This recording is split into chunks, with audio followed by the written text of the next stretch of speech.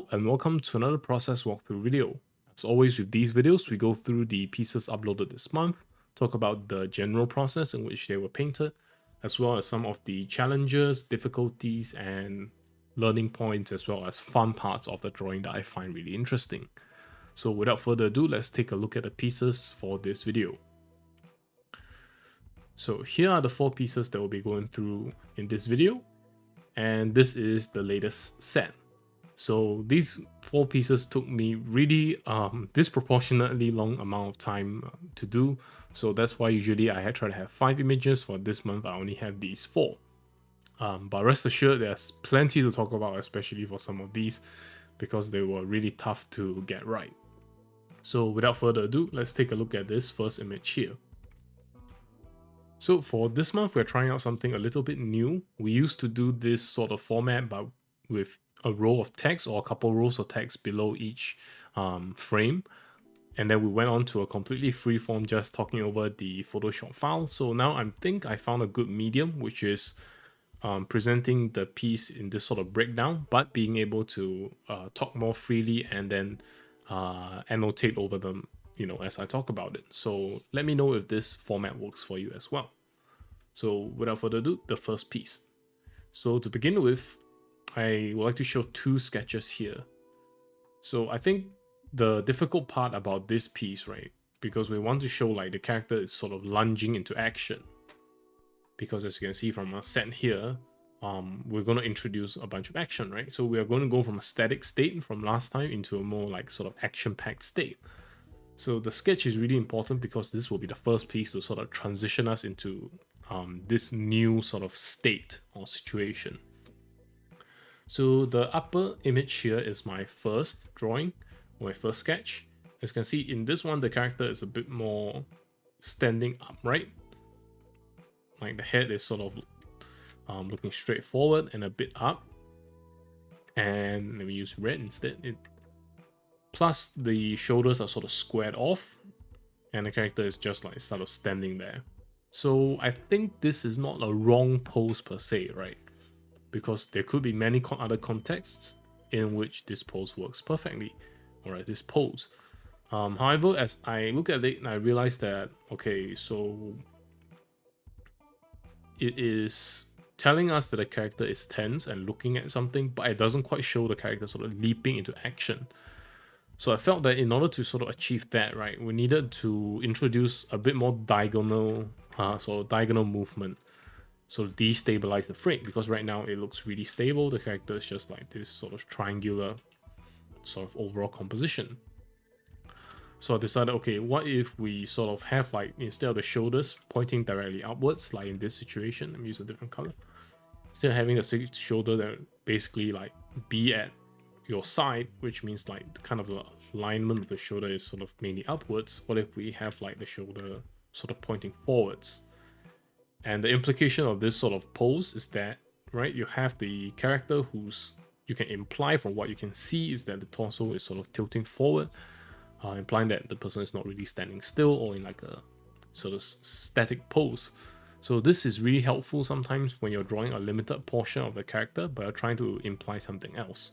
It's also something I am picking up as I draw more action scenes myself as well. So I think this is a good thing to keep in mind, right? Especially when you can only draw a small portion of the character. You have to try to make sure, or even exaggerate a little bit with what you have to sort of imply a greater context. Especially, right, if you're drawing like a series of a lot of images. This is also important, because if this pose is too static, it doesn't translate into, for example, these next poses, excuse me. Right, so this is the sketch and why I took a bunch of time to try and figure that out.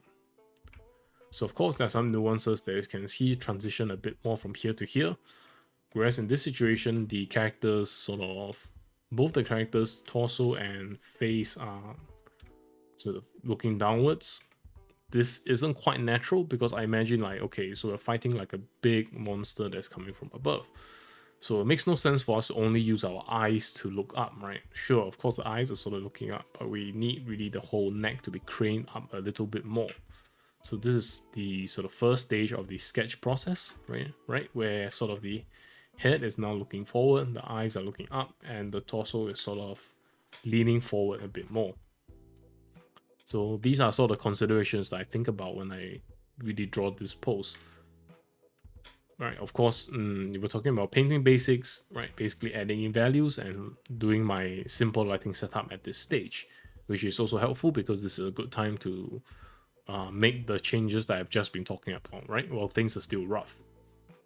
So from this point on, as the drawing gets more and more stuff added in, you'll notice that we stop making big changes and instead focusing on refining the small stuff, or the smaller stuff, right? Because we've settled the main or the overarching features already.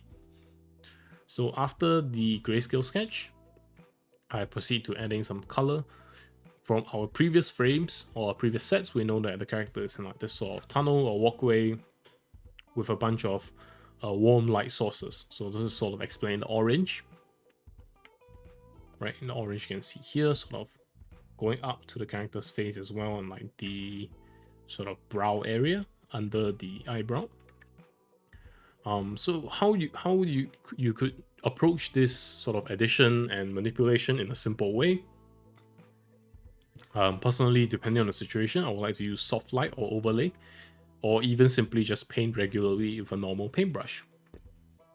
Of course, things are not going to be precise, but especially when you're at a stage where experimenting and sort of figuring things out is really more important than the precision, I think for someone of my temperament, it's suitable to just paint things roughly with just say a normal paintbrush on a normal layer.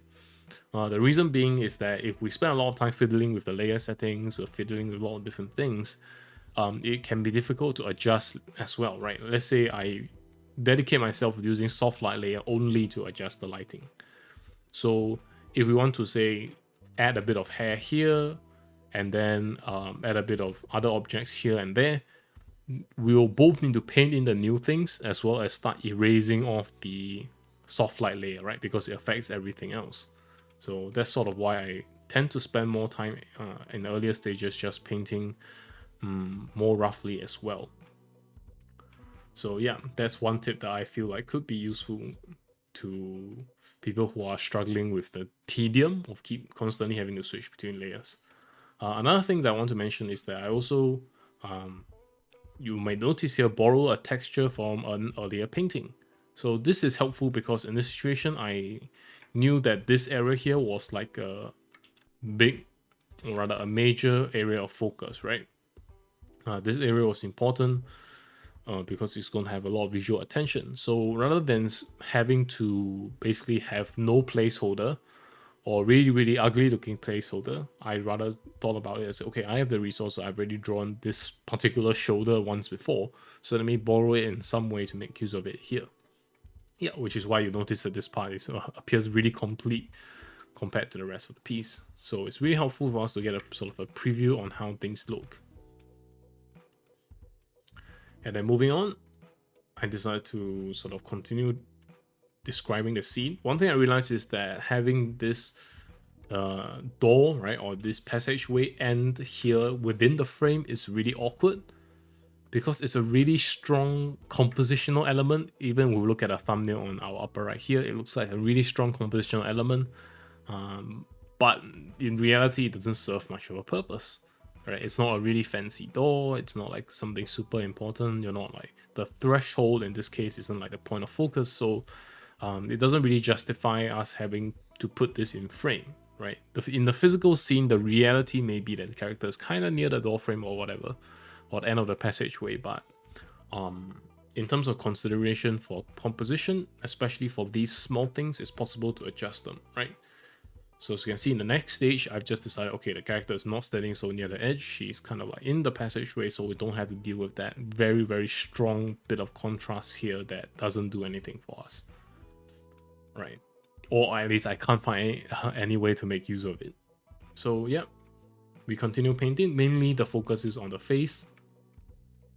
As you can see, because I sketch really roughly, sometimes I sketch a more cartoony or sort of manga style, or basically just a simplified, way too simplified face. But as I transition into a more complete painting, taking into account the full range of surfaces and stuff, right? As you can see, I spent a bunch of time finding the forms, as well as adding on the intensity of, say, the light source coming in from here, right? We have like a bluish light coming in from the upper right side.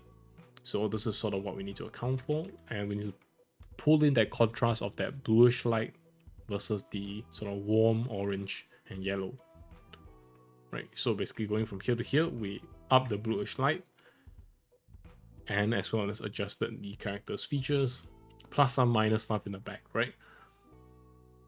So proceeding here, this is basically where I look at the drawing and say, okay, most of our elements are down.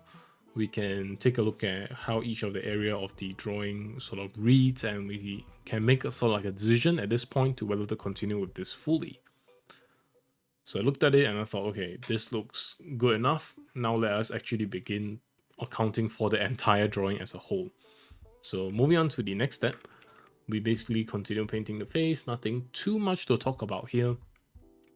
In situations like this, right, if you're painting a portrait up close, you may struggle with the surfaces and stuff like that. So in this situation, as always, I recommend finding references, right? And if you can find a reference with a matching lighting setup, that's going to be even better, because it's going to be able to tell you, for example, where in general the light hits, in which areas are the shadows appearing corresponding to the respective light source, and so on and so forth. So that is one thing I very much recommend, especially if you're having trouble. But one thing to take note of is that as you paint with realistic references,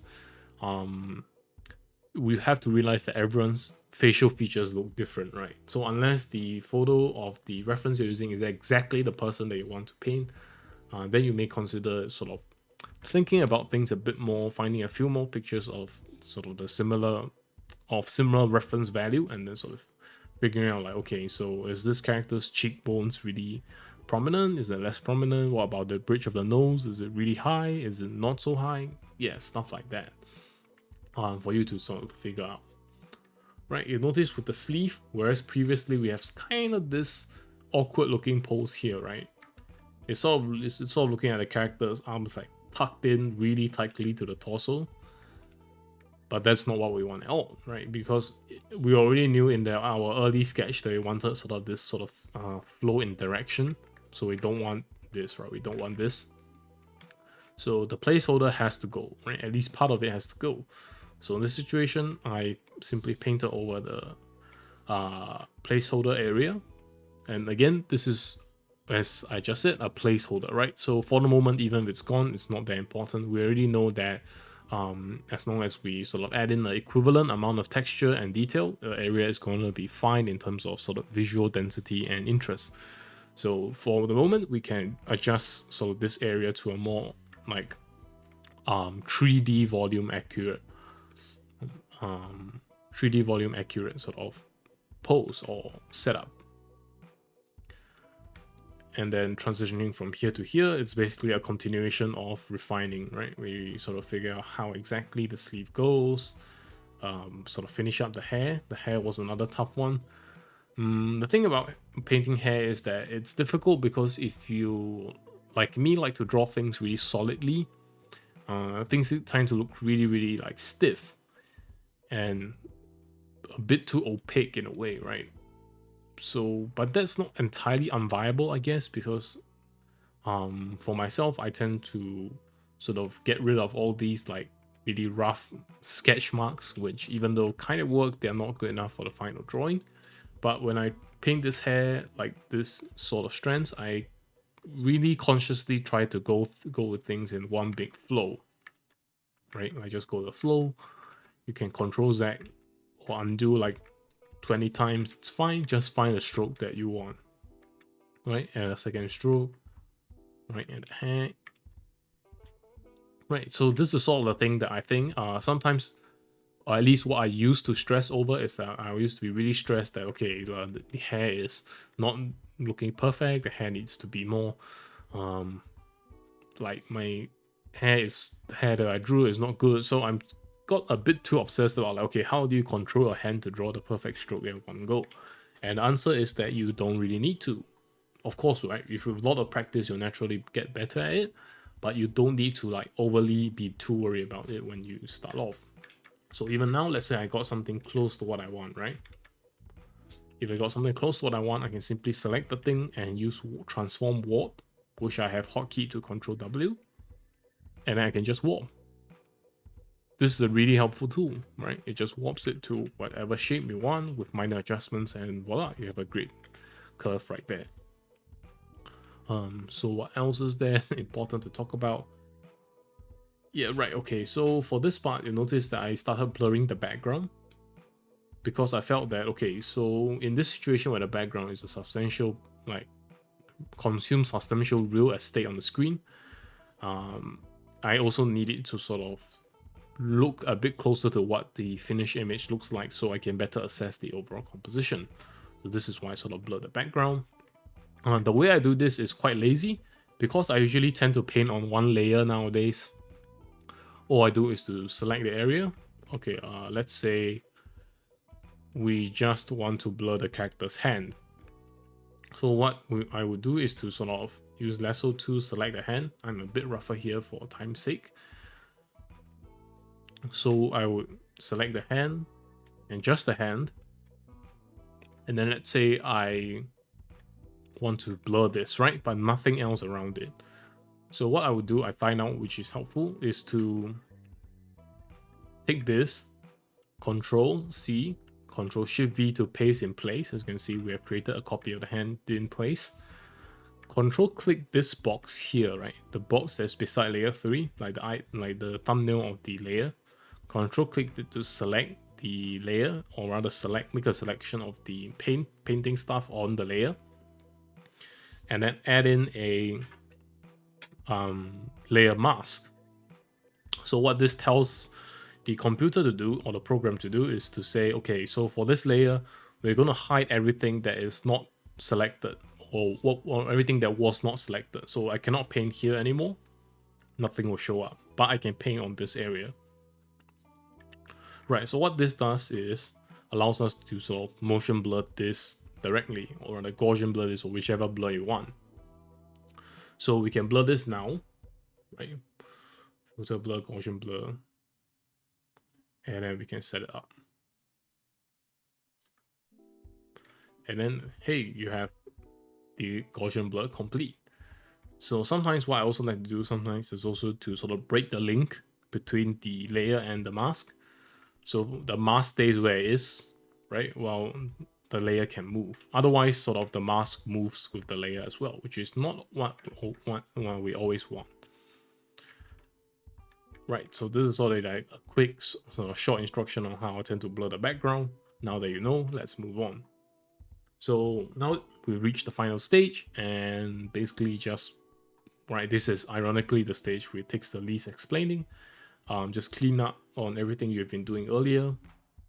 Kind of look for areas where you can fix things, and then yeah, just keep painting.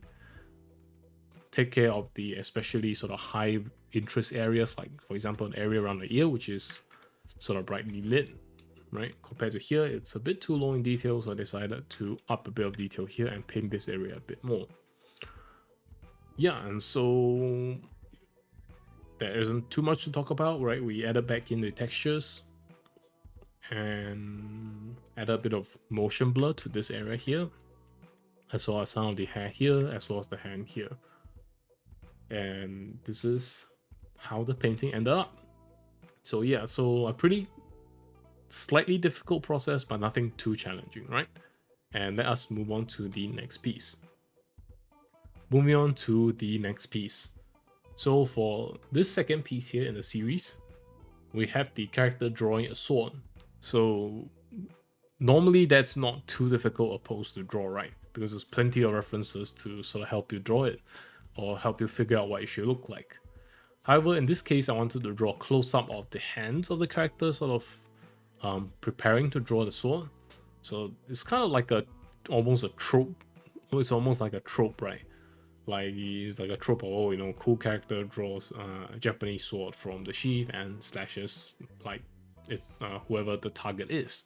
So it's a trope. But the thing about these tropes is that They don't really exist in terms of in a photo medium. You see a lot of this in like an anime or even some cartoons, really. But really, you don't get sort of good references for the pose, because with animation style drawing or with cartoon style or simplified drawings, it's pretty easy to just, it's not easy, right? But it's they leave out some details that are not necessary because it flows in animation. So a lot of the smaller details that are illustration specific are not needed in the animation context. So when we're trying to draw this in like an illustration context, I ran into quite a few difficulties as to how, you know, do I find the references? How do I find the gesture? How do I, compose the scene to fit my purposes?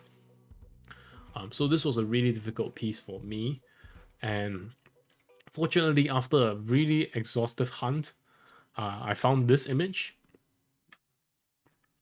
in its original state, right? It's pretty much a stock image I found.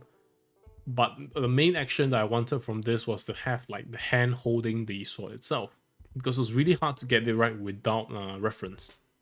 Because when you're gripping something with a certain amount of strength, things look different, and you really need to capture the nuances of it. And without a reference, it's pretty much almost impossible to do.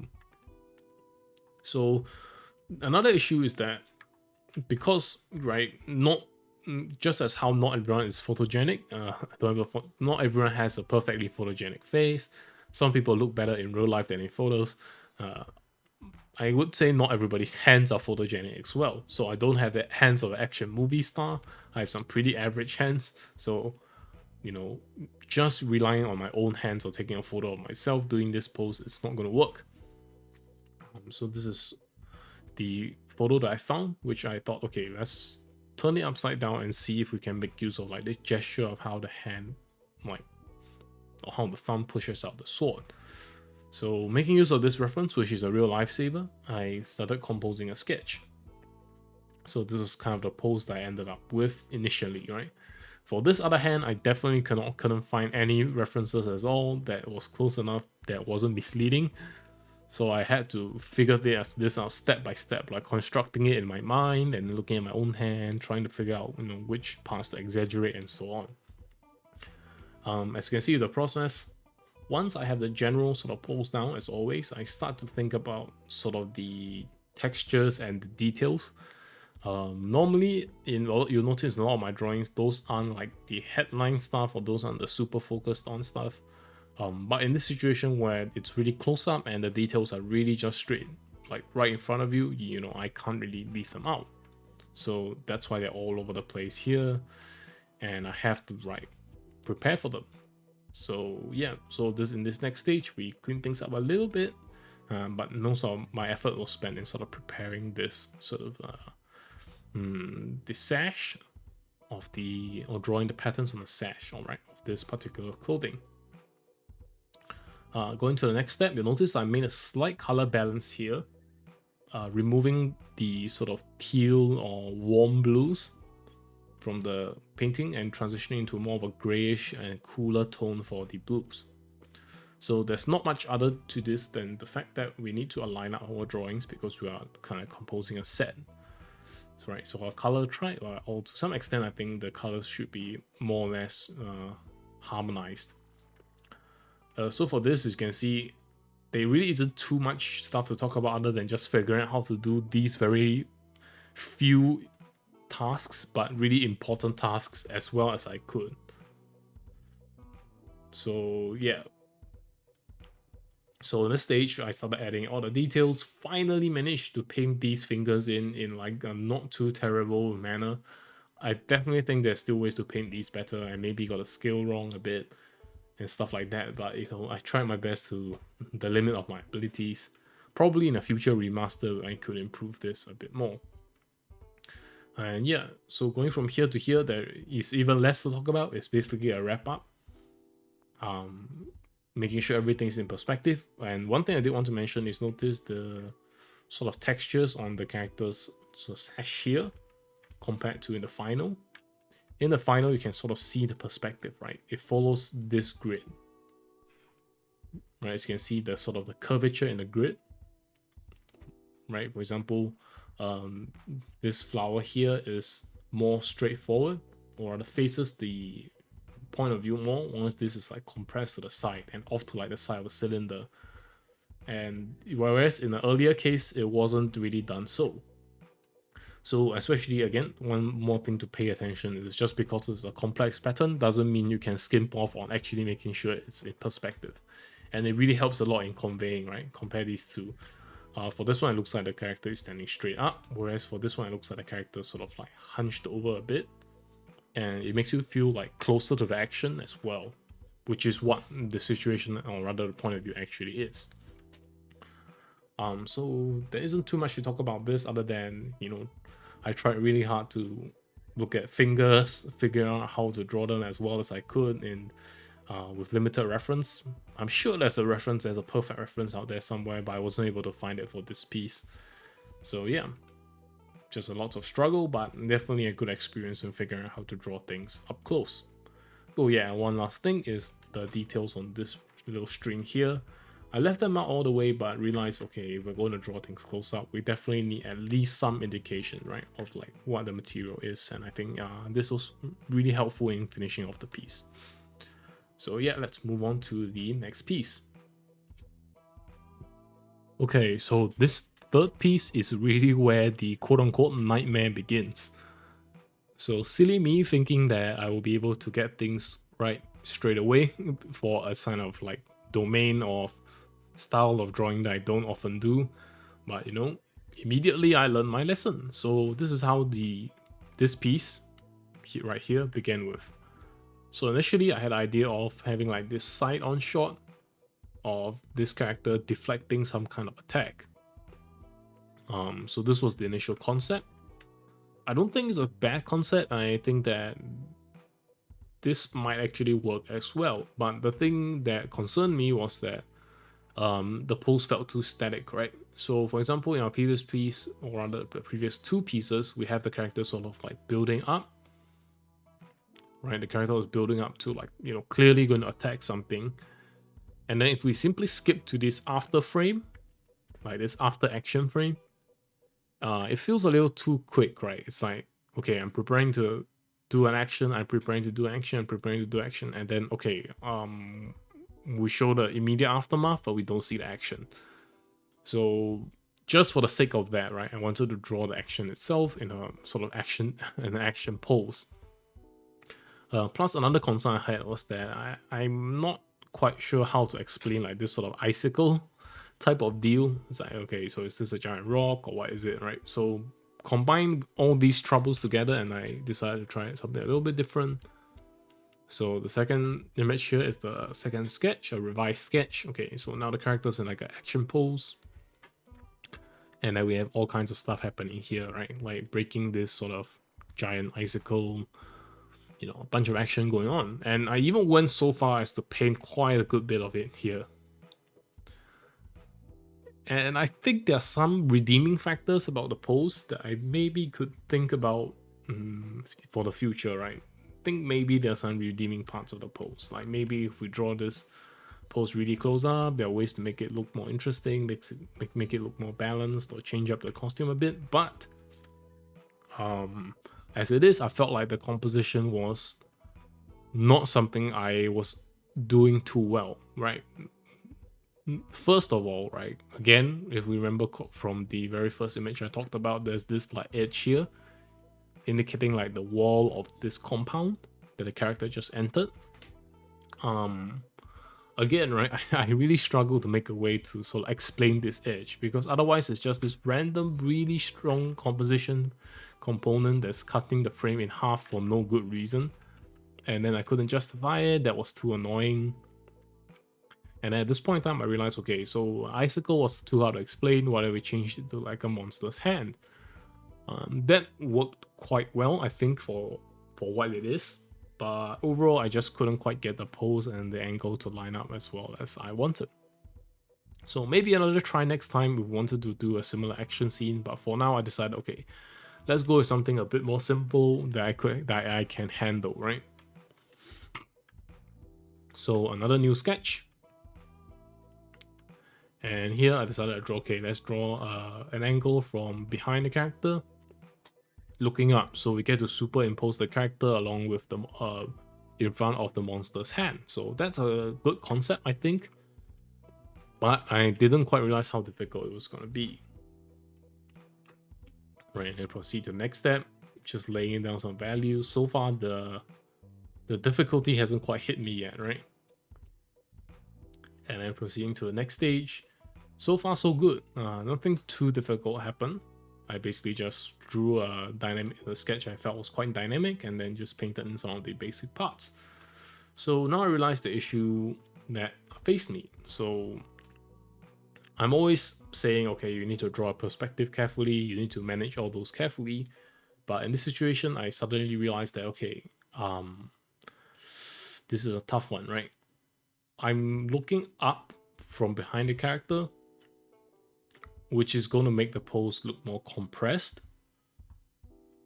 And if I were to use, say, a wide lens angle, you have a lot of distortion, right? Basically what happened is the character's head will look really, really small, and the character's leg will look really, really, really big. Now that's not entirely unreasonable, but because I'm not very good at that yet, I didn't know how to do it in a way that was good, right? If you understand what I mean. So I decided, okay, we need to scale back our ambition and try to figure out something a bit more simple. But for now, even though I had a bit of concerns, I continued painting with this in mind. Right, from here to here, I basically say, okay, let's work on something that we know for sure we need, right? The monster's hand. So again, for this, I'm definitely like a newbie to this. No idea how to draw monster claws at all, how to design them to look creepy, how to design them in certain ways. Definitely need to learn a lot more in this area. But this is my attempt. And by the end of this, I really had enough of drawing hands and fingers. Yeah, those are just really tough to draw for me. So yeah, for this stage, I worked on something that I knew I needed to do, and I think that is kind of like a good mentality as well, right? If you run into something so difficult that you think you might need to change tack and change approach, try to do some of the things in the drawing that you know you will need, right? To make some progress at least.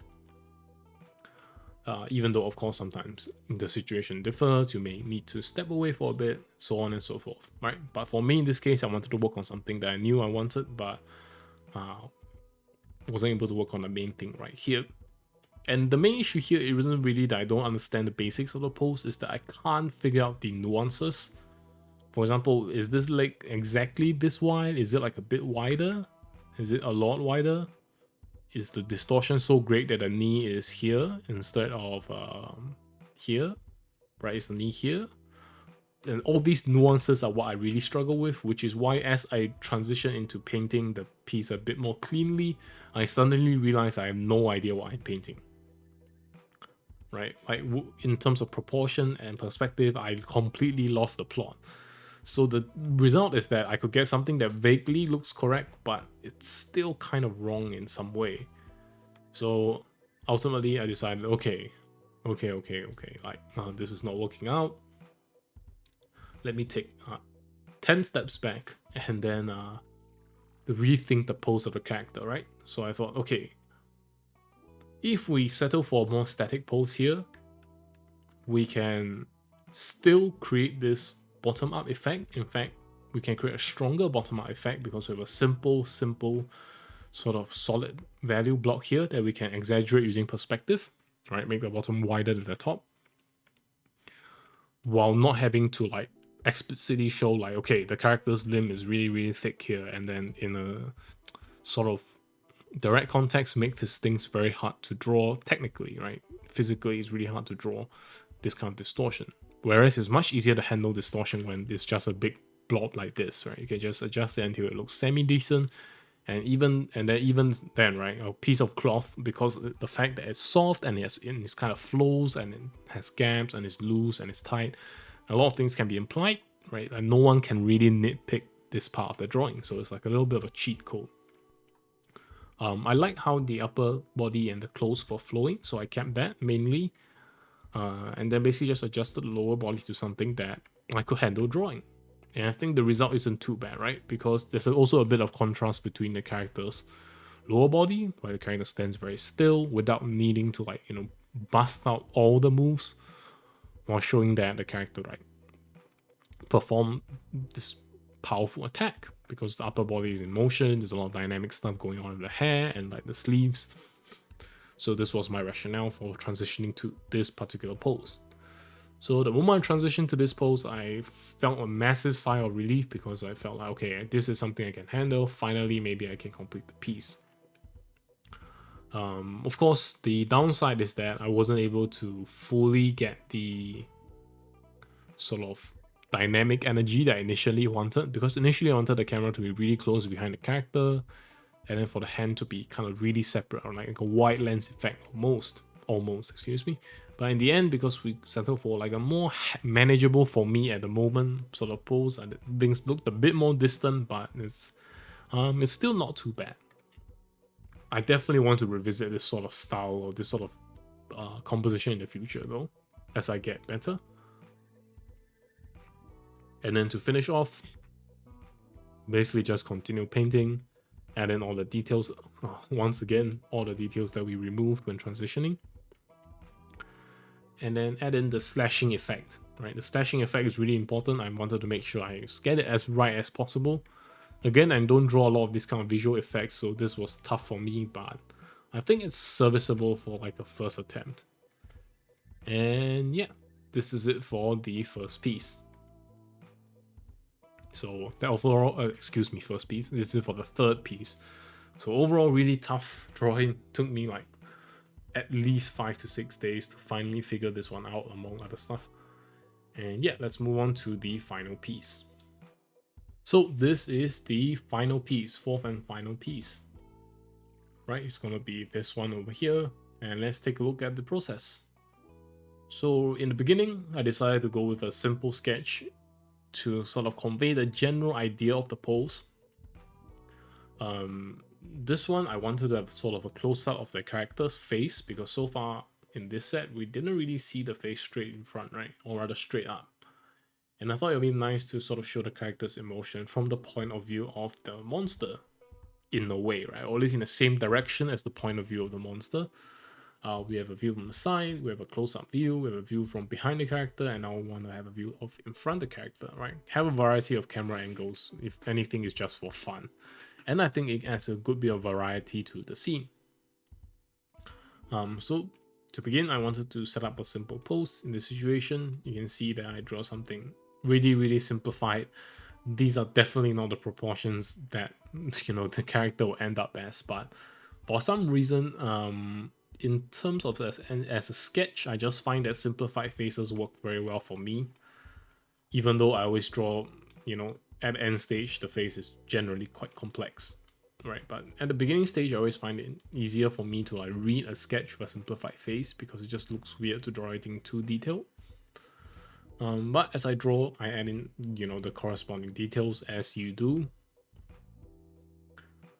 But of course, there are certain things that I only start to notice as I start painting. So the purpose of the sketch stage, as always, as I say, is to sort of confirm some of the more major elements, so that you can go into painting and spending more time knowing that at the very least the most basic or fundamental level items or checklists or elements or whatever you want to call it, most fundamental parts of your drawing are something that you actually want to spend time on.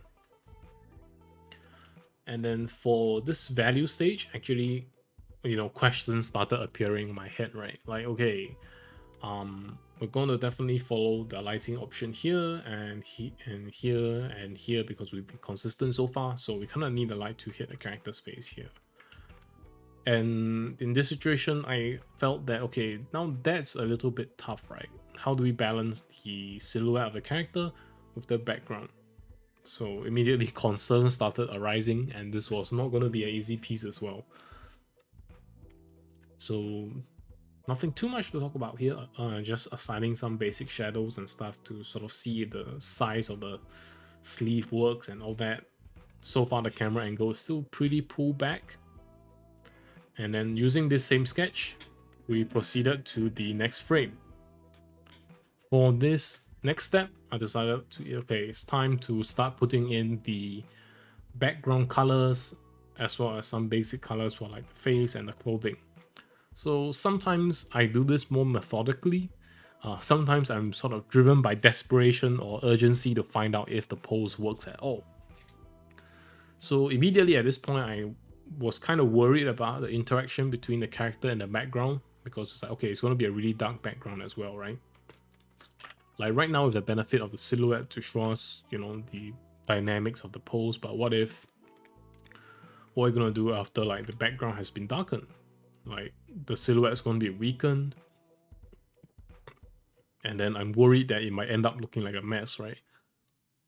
Now it's going to be quite a bit harder to sort of figure this out. And then, of course, the immediate thing I thought of is, okay, we can have a dark background, and then you can have like a character brightly lit to show off that contrast. But the issue was that, you know, like, because the character is wearing dark clothing and we're not at liberty to change it in this situation because it has to match the set, well, it just felt like it was a problem that was going to come sooner or later, so I wanted to confront it as soon as possible. So reaching this stage, I was able to sort of figure out, okay, so even though the values aren't too bright in the background, we can make use of the orange lights that I always love to use, and that's going to save me from having a background that's just completely, you know, dark. And then that kind of added a bit more hope for me in this piece, and then I could just continue painting. So moving on to here, from here, right? One thing you notice is that, one thing that you notice is that I actually zoomed in the frame a lot to mainly capture this area, right? If we put it full screen, sort of close it up to here. The issue I was having was that I just felt like it was an awkward position to draw it like this, because it included too much, but it included too little. Because if you're at this zoom level, it just feels like you're lacking more of the character's body and the movement. So I wanted to make it clear that what I was focusing on was the character's sort of facial expression, as well as just the general dynamics of the action itself, right?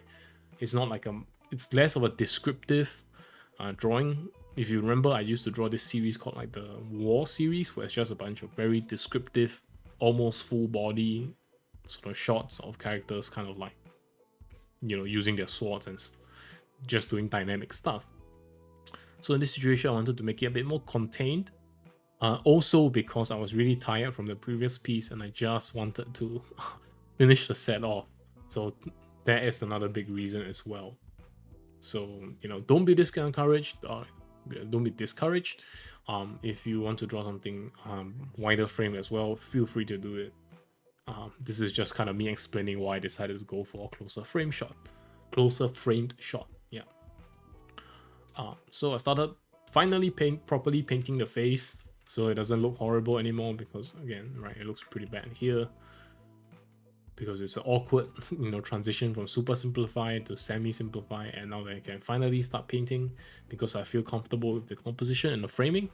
Yeah, it starts looking like a normal face that I would paint.